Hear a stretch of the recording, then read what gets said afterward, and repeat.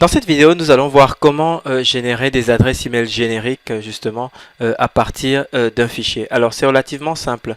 Donc ce que je voudrais en fait, c'est générer une adresse email unique pour chacun des contacts qui se trouvent sur cette page. Sachant que ces adresses email en fait, c'est uniquement parce que j'ai besoin d'importer un fichier avec des adresses email dans mon logiciel de prospection. Donc ce que je vais faire, c'est que je vais d'abord supprimer les espaces dans la colonne de nom pour que les adresses soient valides. Et donc pour ça j'utilise la fonction substitut.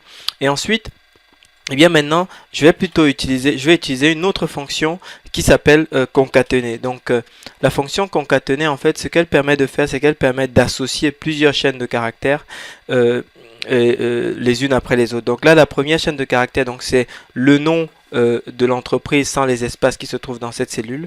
Donc je mets une virgule et je fais donc @nomail.com parce que eh bien c'est ce que j'utilise pour pouvoir créer mes adresses mail génériques. Et donc je clique OK.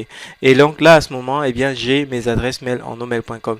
Alors ce que j'aurais pu faire pour pouvoir gagner du temps, c'est que au lieu de faire dans un premier temps eh bien la fonction substitut ici, j'aurais pu purement et simplement venir la prendre et eh bien l'intégrer ici. Donc là à la place de ce M2, et comme vous voyez, eh bien ça aurait suffi pour justement traiter en fait les deux pour traiter les deux fonctions dans dans la seule et même formule. Donc c'est comme ça que je génère mon adresse mail, et à partir de là, eh bien il ne me reste plus qu'à défiler jusqu'en bas pour obtenir la même chose pour toutes les autres lignes. Merci de votre attention et très bon succès dans vos projets.